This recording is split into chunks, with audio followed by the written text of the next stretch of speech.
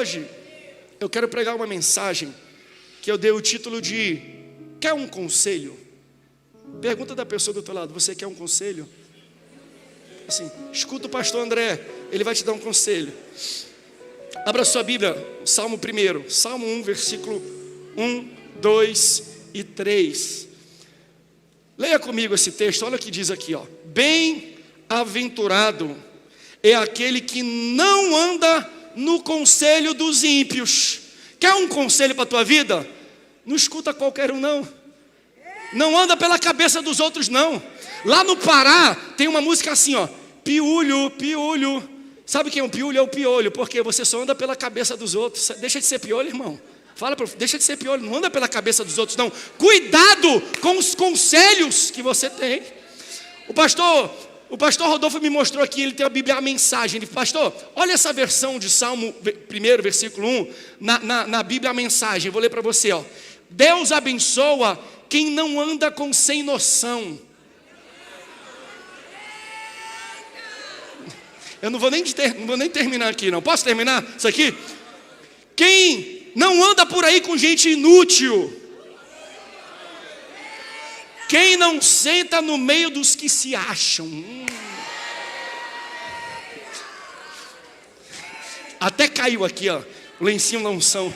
Eita Jesus.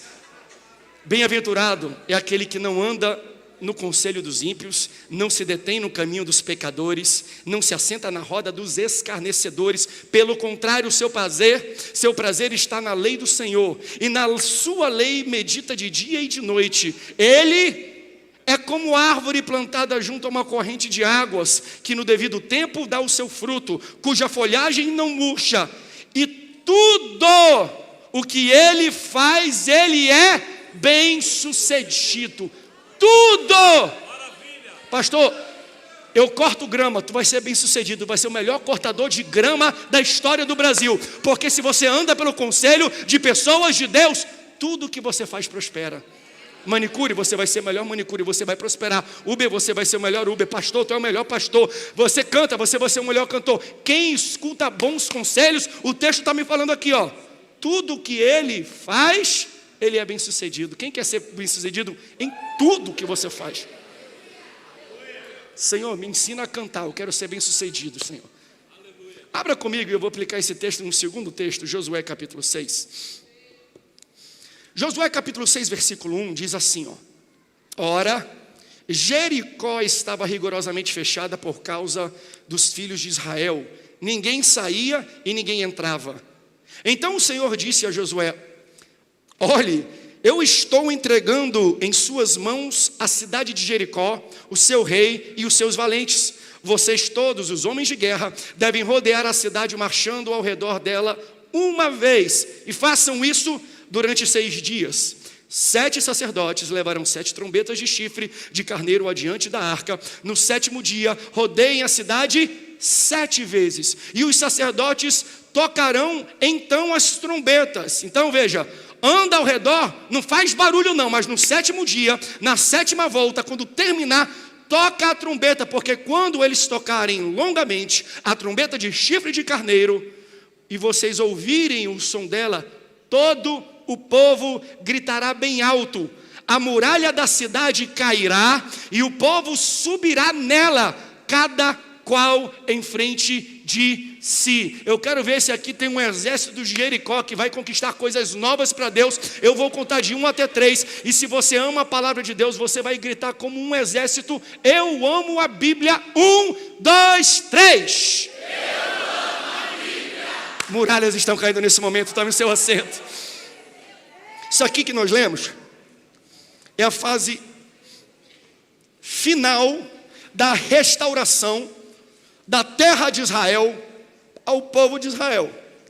Nós temos a ênfase em pregar muito sobre a saída do Egito, mas o intuito de Deus não era tirar você do Egito. O intuito de Deus é te colocar na terra prometida. Então Deus já tem um local onde Ele quer te inserir, e quando Deus já tem preparado um local onde Ele quer te colocar para você viver uma nova dimensão da sua vida, aí Ele inicia te tirando das amarras, das trancas e da prisão que você vivia antes. Então eu acho que nós às vezes temos que dar mais ênfase na entrada da terra prometida do que na saída do Egito. porque o intuito de Deus na sua vida é te colocar em lugares extraordinários.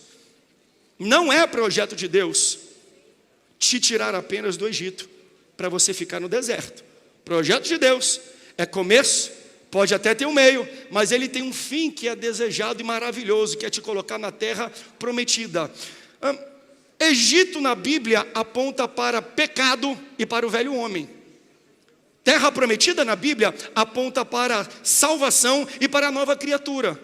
Então Deus quer te tirar das cadeias do pecado, da velha criatura, e te inserir no céu como uma nova criatura. Só que às vezes a gente não sai instantaneamente de um para o outro, não no sentido da salvação. A salvação é instantânea. Deus te tirou do cativeiro do Egito e do pecado, você já está para o céu. Pastor, por que eu tenho que passar no deserto então? Que processo é esse? Não é um processo, vamos dizer assim, espiritual de salvação, mas é um processo de renovação da mente. Se Egito é inferno, terra prometida é céu, o que é o deserto? Deserto onde Deus muda a tua mentalidade, porque quando você é salvo, você tem um coração certo, mas a sua cabeça ainda está errada. Você tem que mudar alguns conceitos, você tem que mudar alguns pensamentos, e Deus vai trabalhando na tua vida, Deus vai estruturando a tua vida, Deus vai santificando a tua vida, Deus vai melhorando a sua vida. Então, nós desde o início dessa nova série temos falado sobre restauração. É o que eles estão começando a sentir na pele como povo, porque eles ficaram 400 anos no cativeiro do Egito, e quando eles entram na terra prometida, eles encontram uma terra muito melhor, muito maior e muito mais estruturada do que a terra que eles deixaram, porque no tempo que eles estavam no cativeiro, lá na terra prometida, Deus estava construindo cidade, muro, estrada, poço, casa. Então quando eles chegam, eles não pegam da estaca zero. Quando eles entram na terra prometida, já está tudo pronto, porque restauração é Deus te colocar no local que era seu, com melhores estruturas, como você nunca antes viveu. Então enquanto eles não podiam construir, Deus usa um povo inimigo para construir para eles aquilo que eles não podiam quando eles estavam no deserto. Aí eles entram, a cidade já está pronta, já tem poço, já tem estrada, já tem infraestrutura de cidade. E Deus ainda fala assim: olha, vocês não vão ter que conquistar, vocês vão ter que ocupar. Ele chega com Josué e fala: Josué, prepara, porque eu já coloquei Jericó, seus reis e seus valentes na sua mão. A conquista não é tua, a conquista é minha. Você só vai ocupar aquilo que Deus já conquistou para você. Aleluias. Então, para eles entrarem na terra prometida, Deus permite deserto para mudar as estruturas, porque não tem como eles entrarem com a velha mentalidade do Egito e com as estruturas do Egito numa terra, porque eles podem até entrar nessa terra, mas se não tem estrutura, eles tornam e voltam a ser escravos de novo. Eu vou continuar batendo nessa tecla que para mim é muito importante. Não é sobre Deus te dar coisas, é primeiro Deus te dar estruturas, para quando as coisas de Deus chegarem na sua mão, você nunca mais vai perder aquilo que Ele depositou na sua vida. Então, eu não quero só bênção de Deus, eu quero estrutura para aguentar, para manter e para crescer as bênçãos que Deus derrama na minha vida. Então Deus usa esses processos para isso. Estrutura primeiro, porque eu não quero derramar na sua vida algo que você vai perder logo ali na frente. Se eu tenho a cabeça antiga, a estrutura antiga, eu não recebo ou não mantenho. Posso até receber, mas eu não consigo manter o que Deus tem para mim nesse momento. Então entenda, Deus não quer apenas te dar um casamento, Ele quer que você mantenha o casamento. Deus não quer só te dar um filho e uma família. Deus quer que você saiba prover e manter os filhos e a sua família. Deus não quer só te dar o dinheiro e uma empresa. Deus quer que você faça crescer e multiplicar essa empresa. O grande problema é que a gente quer acelerar e a gente pede às vezes de Deus a bênção, esquecendo de pedir a estrutura para a gente manter e fazer a bênção crescer. Se você é um bom servo, você é aquele que recebe uma bênção de Deus, mas você tem estrutura dele para pegar 5 talentos e multiplicar para 10, 2 talentos e multiplicar para 4. O grande problema é que quando a gente não tem estrutura nenhuma, a gente recebe um talento, e como a gente não tem estrutura, a gente enterra, não multiplica e não faz mais nada com ele. Servo mau. Eu estou jejuando e orando, porque eu creio que Deus está estruturando os casais, as famílias, os homens e as mulheres da nossa igreja para a gente. Não, você não está entendendo. A gente precisa ter fundamento, a gente precisa ter raiz, a gente precisa ter estruturas para aguentar o peso da glória que Deus vai derramar nessa igreja. Deus não quer que a glória dele se esvazie por qualquer local. Então às vezes ele deixa a gente passar por conflitos internos, por conflitos externos, deixa a gente passar por uma certa parte de deserto antes da gente entrar na terra prometida. Então o conceito da restauração é aquele que nós apresentamos no último domingo. Um homem com uma mão atrofiada, onde a Bíblia fala que Jesus não curou ele, Jesus restaurou ele. Ele voltou a uma condição que ele nunca teve antes. Então, restauração denota que eu vou receber novas estruturas para poder então receber de fato o que Deus tem para a minha vida. O que Deus tem para a minha vida como projeto final não é deserto. Deserto é estruturação. Deus tem terra prometida. Mas sem deserto eu não crio estrutura para aguentar e manusear e manter a terra prometida. Porque é o processo do deserto que me cria competências para aguentar tudo isso. A gente vive numa geração, e eu posso falar isso com muita propriedade, porque cresci num lar de empreendedores, cresci num lar de servos de Deus, mas hoje, a minha geração, às vezes eu converso, e eu percebo que muitas pessoas da minha geração querem assumir cargos altos em empresas, altos em ministérios, altos em igreja, ao qual eles não foram preparados, porque o que te prepara para manter alguma coisa é a construção dessa coisa. É por isso que a gente vê muitas empresas, é por isso que a gente vê muitas administrações, e às vezes até muitas igrejas, que com o pai a igreja bombava, quando entra o filho ela cai. Por quê? Porque o filho nunca construiu nada, e a competência para manter algo é na construção. Vá para o deserto. Vou te ensinar a construir no deserto. Vou te ensinar a andar no deserto. Vou te ensinar a ter resiliência no deserto. Por quê? Porque quando você chegar naquele cargo, quando eu te exaltar, quando eu te colocar naquela postura, eu não quero que você acabe com o peso, com a glória, com a bênção que eu vou colocar na sua mão. Tem alguém que está entendendo essa palavra? Então eu não quero só receber bênção. Antes Deus quer me estruturar para depois derramar a bênção sobre a minha vida. Até porque Deus não precisa de tempo para me abençoar. Se ele faz assim, a bênção chega. Se ele coloca a mão dele, prospera. Se ele abre a boca, se torna realidade. Então por que eu não recebi uma bênção muito grande ainda, pastor? Deus está demorando? Deus em 1 milissegundo faz tudo o que você nunca conseguiu fazer em toda a sua vida. Então não tem a ver com a velocidade de Deus, tem a ver com a tua estrutura. Você ainda não está estruturado. Aí Deus deixa, fica um pouquinho. Porque a vida, gente, Deus pode fazer tudo num instante. Por que ele não faz? Porque ele primeiro quer ver estruturas na sua vida. Sabe como a vida é? Se fosse botar num gráfico, é assim, ó. André, André, André, André, André, André, André. Hey! Não tem aquele pastor? Choco! Deus, em um momento divino, o favor de Deus vem sobre a minha vida, a mão de Deus vem sobre a minha vida, as portas são abertas, derrama prosperidade, a saúde vem, a cura vem, em um momento. Só que para o momento do TEI de Deus chegar na minha vida, Deus quer ver na minha vida, André, André, André, André, André. Deus quer ver o meu comprometimento, a minha frequência e a minha estabilidade, porque é isso que vai demonstrar para Ele que eu tenho estrutura para receber o que Ele vai derramar na minha vida. Todo mundo quer ter Deus, mas Deus quer olhar para você e falar, mas cadê o André? Eu quero ver Adriano, Nelinho, Ribeiro. Eu preciso ver todo dia, eu quero ver você construir, eu quero ver você andar, eu quero o teu comprometimento, porque quando você demonstrar para mim que você está comprometido, se prepara. Porque a minha mão, o meu rosto vai se virar a você e as bênçãos vão chegar de montão. Não peça bênção para Deus, peça estrutura, porque quem está estruturado não recebe só uma bênção, não, recebe muita bênção. É por isso que na parábola dos talentos, olha lá, Deus, ele pensa diferente do homem. No homem, numa gestão, nos governos, a gente fala assim, ó, vamos tirar de quem tem muito e vamos dar para quem tem pouco. Sabe qual é a lógica de Deus?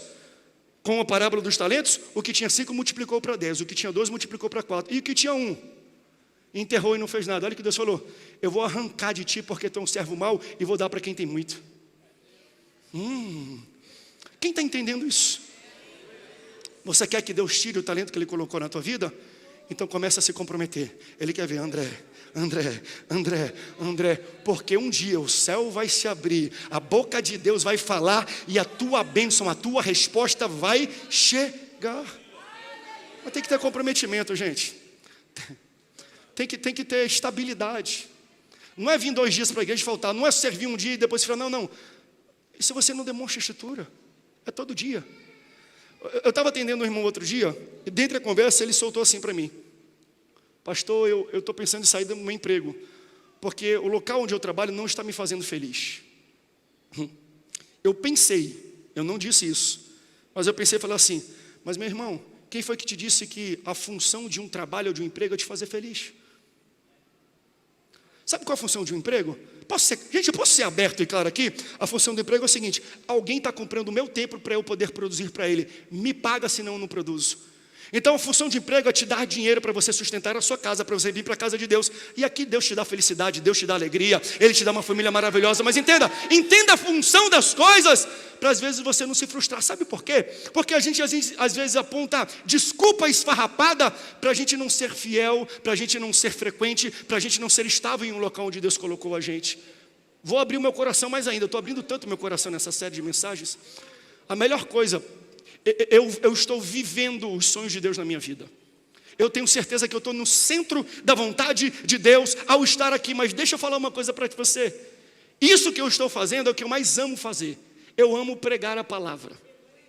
Eu amo injetar fé na sua vida. Eu amo interpretar a palavra e pedir revelação de Deus para que você seja abençoado através da revelação. Eu amo visitar as pessoas junto com a minha esposa. Só que pregar e visita é 10 a 15% de uma atribuição pastoral. Os outros 85%, se eu pudesse, eu nunca faria. Por quê? Porque isso aqui é tem Deus, glória a Deus, aleluia, eu estava ali chorando e recebendo. Aí chega a segunda-feira, André, terça, André, quarta, André, quinta, André, sexta, André, sábado, André, domingo, tem, mas entre um tem de Deus e outro tem de Deus, todo mundo já caiu, né? Tchei, levanta, tem, cai. Entre um tem e outro tem, Deus quer ver um André. Eu não estou aqui só para pregar, não. Pregar é o que eu mais amo fazer, mas é o que eu menos faço como uma atribuição pastoral. É por isso que eu sou pastor, porque se eu só pregasse, eu não seria pastor, eu seria pregador. Mas Deus me chamou para cuidar de gente, só que cuidar de gente é ruim, é chato, hein?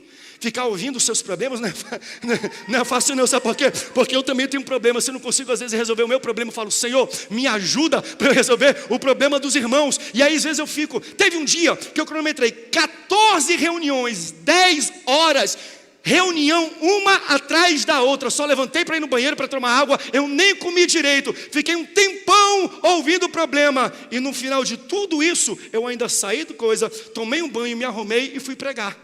Aí as pessoas na internet, às vezes eu compartilho no stories, né, um pouco da minha vida, as pessoas falam assim, pastor, depois de um dia inteiro desse de trabalho, como é que o senhor ainda aguenta pregar?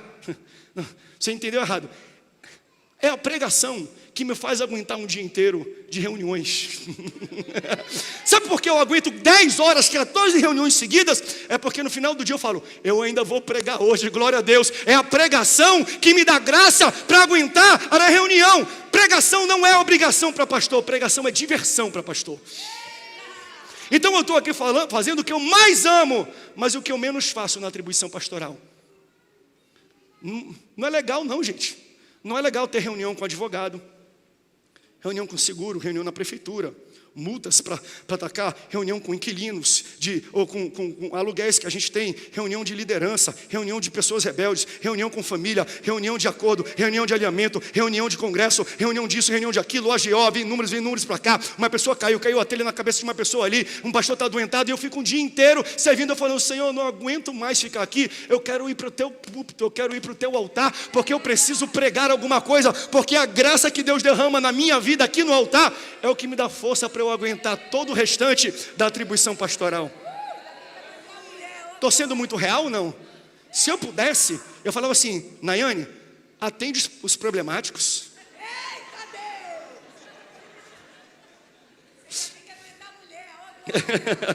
Ela falou, ainda tem que aguentar a mulher. Essa é a melhor parte da minha vida, eu te amo, meu amor.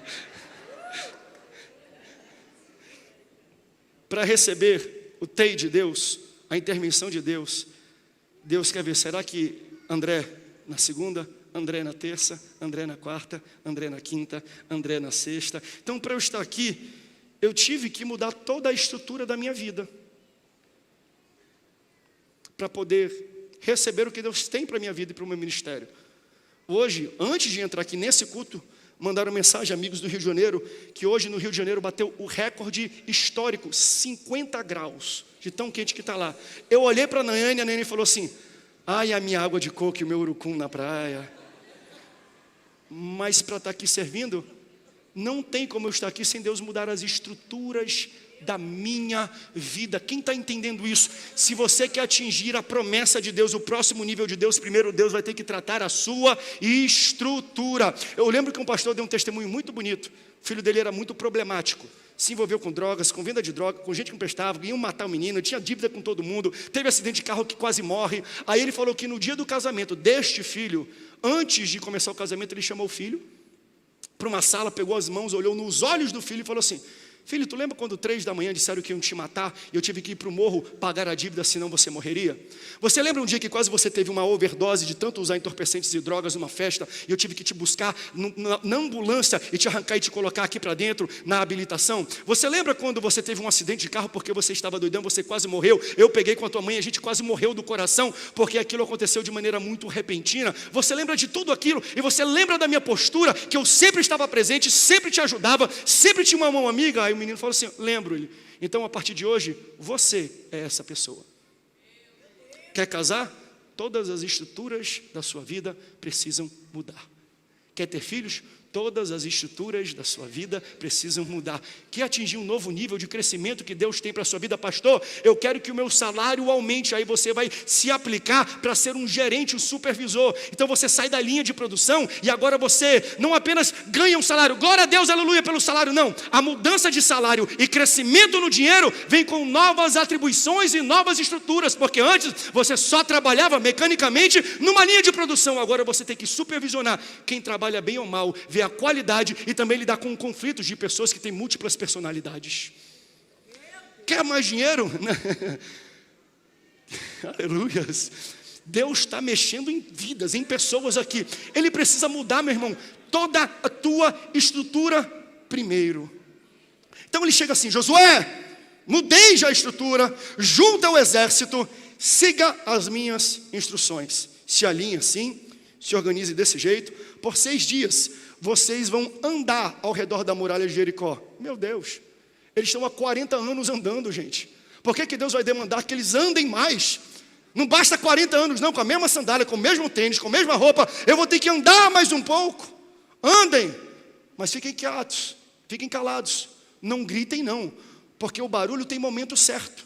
Então vocês vão andar por 6 dias uma vez, e no 7º dia vocês vão fazer um grande barulho, e aí a muralha vai cair. Andem, mas não gritem, mas não fazem barulho. Eu quero que vocês andem em silêncio. Às vezes o poder não está no barulho. Às vezes o poder não está no grito. Às vezes o poder da transformação está, será que você é capaz de fechar sua boca, obedecer a ordem do líder e andar? Pastor, mas o que derrubou a muralha foi o grito. O que derrubou a muralha foi, durante 6 dias ficaram quietos e rodearam, obedecendo o líder. No 7º dia, 7 voltas, só aí veio o grito. Se não fosse ficar calado antes, não teria o grito depois. Então o que Deus está vendo? Eu quero ver se você se compromete a Israel, Israel, Israel, Israel. Porque se eu tenho os meus momentos de Deus, Israel vai ter os momentos de Deus. E Deus está olhando, eu quero ver o comprometimento do meu povo em me obedecer, sem entender a ordem, ficar calados e andarem ao redor. Israel, Israel, Israel, dia 2, Israel, dia 3, Israel, dia 4, Israel, dia 5, Israel, dia 6, Israel, dia 7, Israel, Israel, Israel, Israel, Israel, Israel, Israel. Deus, e Deus derruba a muralha, eles conquistam, eles entram. Mas antes de Deus intervir, Ele queria ver o comprometimento do povo. Quem é que está entendendo essa palavra? Quer intervenção na sua vida? Se comprometa. Se comprometa à frequência. Se comprometa a vir na casa de Deus. Senhor, não deixa eu bater tão forte não. Vim só na Santa Ceia não é andar ao redor das muralhas de Jericó. Vem no culto. Não é uma volta não. É todo dia.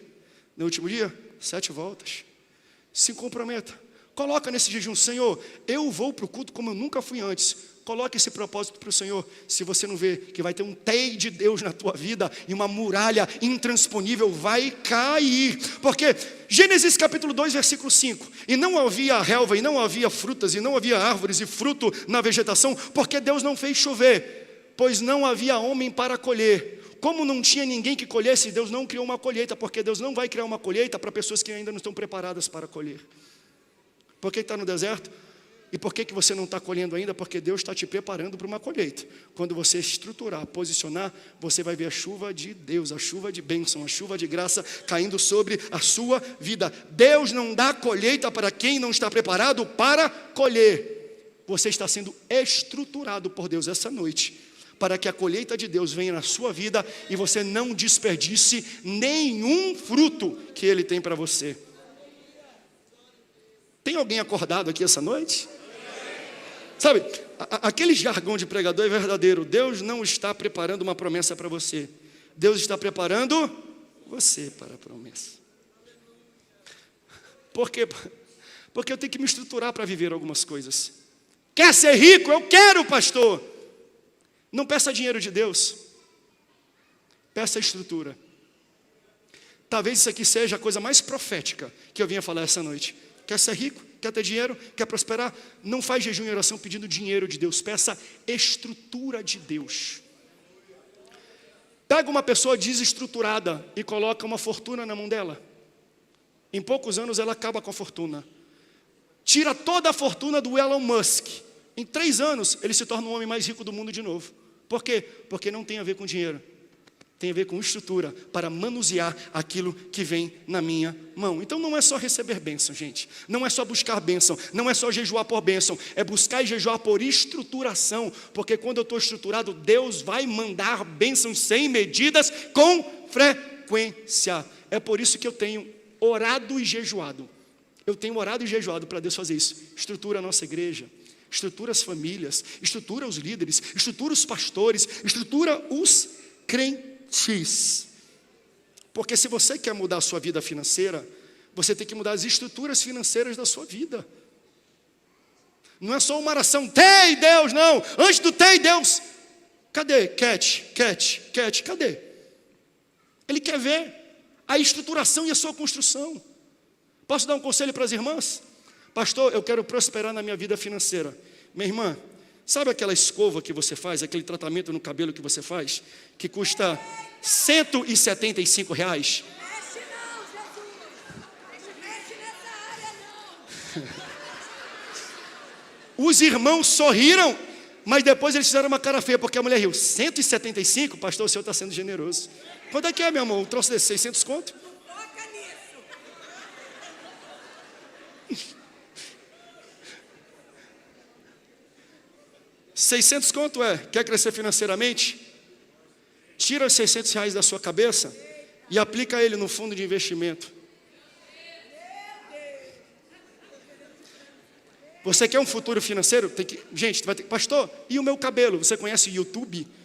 Você bota DIY, do it yourself, faça você mesmo. Escova, você vai fazer chapinha 3D, chapinha regressiva, botox capilar, oh glória! Faz lá, sabe por quê? Se você tirar os R$600 da sua cabeça e botar no banco, vai crescer no seu bolso. Ah, pastor, não vou não, então você não está preparado para ser estruturado. Desculpa, a estruturação dói. Sabe por quê? Se você tira R$600 da sua cabeça todo mês e coloca no investimento e no banco, vai crescer no seu bolso? Porque quando você coloca dinheiro lá, você vai perceber que agora você está trabalhando para fazer dinheiro e o seu dinheiro está trabalhando para fazer dinheiro. Aí você vai olhar para o seu lado todo mês o rendimento e você vai entender, eu e meu dinheiro, ambos estamos trabalhando por dinheiro, por resultado final. E aí você dá um glória a Deus e um TEI. Por quê? Porque você saiu da estrutura de um consumidor para um investidor. Os homens vão tirar o cartão de crédito da mulher. Ela perguntou, o que os homens vão tirar? Que investimento? Gente, eu estou brincando, TEI. Mas vamos falar a verdade. Gente, Pastor, eu sei que tem gente que tem restaurante aqui, mas deixa eu falar, às vezes você vai ter que cortar a pizza do fim de semana. Vai na internet, vê como é que faz um parmegiana online e faz em casa. Pastor, mas está muito caro o filé. Compra grão de bico, berinjela e soja, bate tudo junto, vai ter gosto de carne. Quer crescer financeiramente? Está preparado de viver alguns prazeres para investir aquilo que você gastaria? É mudança de estrutura. Às vezes não tem muita coisa espiritual, tem a ver com todo dia se disciplinar para você crescer. Não trabalhe só você pelo dinheiro, não. Faça o seu dinheiro trabalhar por você. Eu posso ouvir um glória a Deus? Por quê? Porque o próximo nível da minha vida vai demandar novas estruturas da minha vida. Aí, vamos voltar lá para o Salmo capítulo 1. Pastor, o que tem a ver tudo isso que a gente está falando com o bem-aventurado é aquele que não anda no conselho dos ímpios? É que às vezes, para a gente alcançar o próximo nível, a gente vai lidar com Jericó. O texto fala que Jericó estava toda trancada, toda fechada.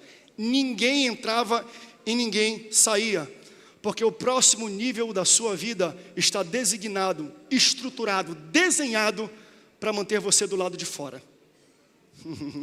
Você entende isso? O lugar da tua promessa tem muros tão altos, tão intransponíveis, tão espessos, tão largos, que o texto bíblico fala que na cidade de Jericó, carruagens andavam paralelamente, lado a lado, em cima do muro. Meu irmão, tinha uma Dutra em cima do muro de Jericó, para você entender a força e o tamanho desse local. É um local fortificado, feito para que você não entre e adquira a sua promessa.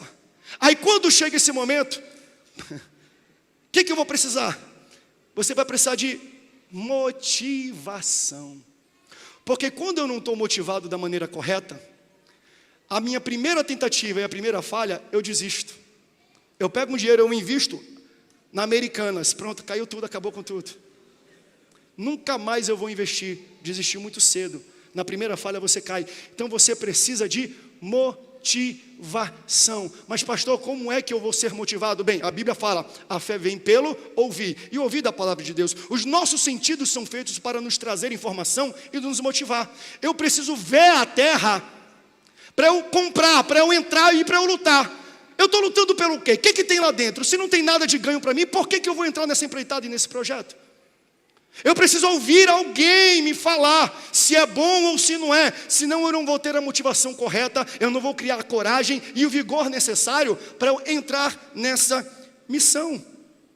Aí deixa eu te fazer uma pergunta, só para você entender isso. Se eu chegasse com você e falasse assim, ó, você tem 30 dias, um mês, para trazer aqui na minha mão 500 mil reais, $500 mil, você consegue trazer? Consegue? 30 dias, $500 mil. Ih, pastor, sei não, ninguém respondeu, ninguém falou nada. Deixa eu refrasear a pergunta. O seu filho ou a sua filha, o seu pai ou a sua mãe, tem uma doença rara, e eles vão morrer em 40 dias. E o que pode salvar eles é uma vacina, que cura instantaneamente eles. E a vacina custa $500 mil. E aí? Tu consegue levantar $500 mil? O quê, pastor? Eu vendo até a minha esposa. Eu vendo meu carro. Eu ia tirar um dinheiro de volta. Você custa mais do que $500 mil, meu amor. Eu ia vender meu carro, eu ia vender minha casa, eu ia vender balinha na esquina, eu ia pedir. Pastor, eu ia fazer de tudo. Ué, o que mudou de um para o outro? Não foi o dinheiro. Foi a motivação. Eu te dei uma motivação para você falar o quê? Sangue no olho, faca no dente. Eu vou levantar $500 mil. Você está percebendo? Aquele nível que você não atingiu, aquela promessa que você ainda não abraçou, não tem nada a ver com essa sua desculpa que não tem dinheiro. Não tem nada a ver com essa desculpa que não tem o diploma. Não tem nada a ver com essa desculpa que não tem oportunidade. Você está sem a motivação certa. Mas eu peço que hoje o Espírito Santo injete no seu coração fé, que Ele use pessoas com bons conselhos para falar para você: ei, vai lá que dá certo. Vai lá que vale a pena. Vai lá que mana leite e mel. Vai lá que é maravilhoso. E uma das maneiras que isso acontece é: pastor, eu nunca consegui entrar. Você não precisa entrar. Basta você conhecer alguém que entrou, alguém que vive, alguém que já passou por aquilo, e pergunta para essa pessoa, boca a boca. Se você tem um carro, aí você vai vender um carro. Você tem uma casa, você vai vender a casa. Aí aparece um amigo seu, ele vai perguntar: vem aqui, esse carro é bom? Aí você vai falar assim: horroroso, bebe muito, dá problema na marcha toda hora, faz barulho na carenagem toda hora está parado, é horroroso esse carro. Você vai comprar ele? Não vai.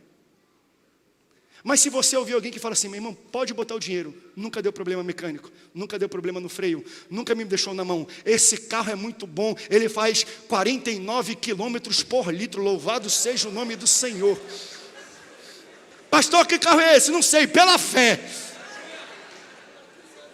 Enche o tanque pela fé, meu irmão. Você compra ou não compra? Compra. Sabe por quê? Porque existe algo chamado poder do conselho. Bem-aventurado é aquele que não recebe conselho de gente sem noção. O texto original fala de ímpio. Pastor, mas ímpio tem a ver com crente ou com não crente? Porque eu já recebi conselho de gente para a igreja e eu me dei mal. Não, é porque tem muito crente sem noção mesmo. Sabe por quê? Um bom conselho te faz entrar na terra da tua promessa, mas um mau conselho te faz ficar no deserto por anos. Não é essa história que a gente leu aqui? Jericó é a primeira cidade da terra prometida. Eles finalmente estão entrando na terra da sua promessa, mas antes de entrarem naquele local, de dentro do arraial de Israel, Moisés fala assim: eu vou mandar 12 espias. Quando eles voltam, 10 falam assim, impossível. Eles trazem um relatório, um conselho que toma conta da cabeça e da fé do povo. Eles enxergam, eles pisam, eles sentem um ambiente, mas quando eles voltam, eles falam assim: impossível. Por quê? Porque lá existem gigantes, e diante desses gigantes nós nos vemos como gafanhotos. Aí vem Josué e Caleb com um relatório totalmente contrário, falando: não, gente, vamos entrar. Por quê? Porque é bom. Vamos entrar por quê? Porque mana leite e mel. Vamos entrar por quê? Porque tudo que você planta dá. Vamos entrar por quê? Mas disseram que tem gigante. Não, gigante não são as pessoas, gigantes são os cachos de uva. Se vocês verem o tamanho do cacho de uva, vocês vão querer correr agora. Você entende a estratégia dele? É a estratégia de ganhar alguém pela barriga. A minha avó falava isso. Sabe como você ganha alguém pela barriga? Ganha a Nayane pela barriga. Eu ganho essa mulher pela barriga. Cozinha um negocinho, ganhei ele pela barriga. É uma boa estratégia, porque eles estão falando com pessoas que estavam 40 anos comendo coisa do deserto, maná todo dia. Claro que eu não vou falar mal disso, mas quando eles voltam para cá, eles falam: ei, eu vou ganhar você pela barriga, porque lá existem cachos de uva, lá existe abundância, lá existe alimento. Não é a grandeza do gigante, é a grandeza da comida. Sabe o que aconteceu com eles? Eles entraram na terra da promessa, eles viram, eles experimentaram, eles testemunharam, e depois eles voltaram para dar um relatório e um conselho: vamos entrar porque é bom. Assim é um conselho de um homem de Deus. Deus permite a gente viver situações, bênçãos, curas, milagres, maravilhas, novas fases, para depois voltar aqui nesse púlpito e falar assim: você pode, é maravilhoso, avança porque vale a pena, vai porque tem recompensa, continua, é bom ficar nesse casamento, porque família é extraordinário, filhos são extraordinários, é bom você trabalhar, é bom você se empenhar nessa área, porque vai ter recompensa. Por isso eu falo muito para as pessoas: não seja que nem o restante dos espias, que trazem relatórios ruins, e depois o povo fica falando mal. Nós não somos uma igreja assim, e eu amarro esse espírito em nome de Jesus. Espírito de gente que fica reclamando, estando dentro do arraial. Deus abençoa o pastor, a família do pastor. De vez em quando Deus abençoa a gente, viaja, vive coisas novas. Mas a gente recebe muita crítica. A gente gosta às vezes de compartilhar coisas na internet. O pessoal está se achando, fica aí esnobando as pessoas, ficam falando mal. Deixa eu falar uma coisa: não fale mal não, porque nós somos Josué e Caleb para a sua vida. Deus me permite viver coisas, viver ambientes e cenários, para voltar aqui nesse púlpito e falar: você também vai viver, vamos comigo, porque é extraordinário o milagre de Deus, a prosperidade de Deus. Servir na casa de Deus tem recompensa. Aleluia. Você lembra que os discípulos, Jesus multiplicou pães e peixes, cada um tinha um cesto, e a Bíblia fala que cada um deles serviu uma multidão, 5.000 homens, fora mulheres e crianças. Tinha muita gente, 12 discípulos servindo tanta gente. Meu irmão, trabalharam, suaram, ralaram naquele dia para servir aquela multidão. Qual foi o desfecho? Quando foram embora, sobraram 12 cestos, cheios de comida. Quem serve a Deus com frequência, quem serve a Deus com empenho, nunca fica de mãos vazias. Existe recompensa para aquele que serve. Existe recompensa para aquele que está na casa do Senhor. Deus vai multiplicar na tua casa. Deus vai multiplicar na sua vida. Deus vai te dar novas estruturas. Mas como é que a gente injeta fé em alguém? Deus primeiro nos deixa experimentar. E a gente volta e a gente fala: irmão, vamos entrar, porque a terra é maravilhosa. Qual é o resultado disso? Bem, toda aquela geração que saiu do Egito não entrou na terra prometida. Toda. Menos quem? Menos o bom conselheiro. Quem trouxe o conselho bom e falou assim: vamos entrar, persistiu e viveu.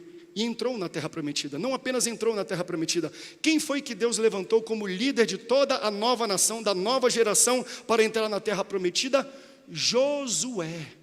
Moisés ficou 40 anos no deserto. Quando Deus levantou Josué para cá e falou assim: ó, vai acontecer na tua vida. Continua buscando, continua orando, continua se estruturando, porque Deus vai te abençoar. Olha que bonito.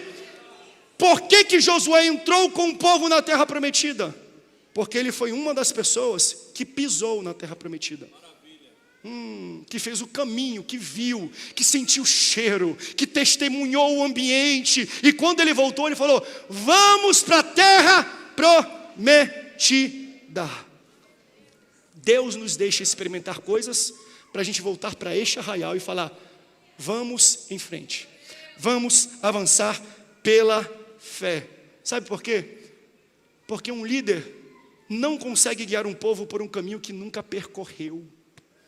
Talvez seja uma das razões também por qual Moisés não entrou, porque Moisés não tinha pisado na terra prometida. Josué sim. E quando Josué volta, ele fala: eu não vou perder essa bênção de jeito nenhum. Aqui nós pastoreamos muitos pastores e igrejas. De vez em quando eu converso com alguns e eles vêm trazendo alguns causos falando: pastor, lá na igreja ninguém gosta de orar. Aí minha pergunta é ping-pong: mas você ora? Pastor, lá na igreja ninguém vem para EBD, mas você vai? Pastor, lá na igreja ninguém é generoso, ninguém dá dízimo e oferta, mas você dá dízimo e oferta? Por quê? Porque um pastor nunca vai liderar uma igreja por um caminho que ele não percorreu antes. Quer que ela seja generosa? Seja você generoso primeiro. Ande a jornada, percorra o caminho, porque quando você percorre, as bênçãos de Deus vão recair sobre a sua vida. Aí as pessoas vão ver você prosperando, você crescendo, você sendo curado, você sendo abençoado, e você vai falar: ei, eu fui lá, eu vivi, está aqui a minha experiência. Vamos comigo para a terra prometida, vamos comigo para o local que Deus tem preparado para a sua vida. E é esse o convite que eu estou fazendo a vocês. Quem quer ir para a terra prometida? Quem quer viver as bênçãos de Deus? Se comprometa, gente. Faz um comprometimento nesse período. Testa. Vem para a igreja, ora todo dia, lê a tua Bíblia todo dia. Experimenta o que é pisar na terra prometida. Se ela aponta para o céu, no céu a gente vai adorar a Deus todo dia. A gente vai glorificar a Deus todo dia. Tenta fazer isso. Tenta experimentar um pouquinho daquilo que você faria no céu, aqui na terra, para você ver Deus fazendo o céu descer até onde você está. Ele vai descer nesta terra, aleluia. Fique de pé.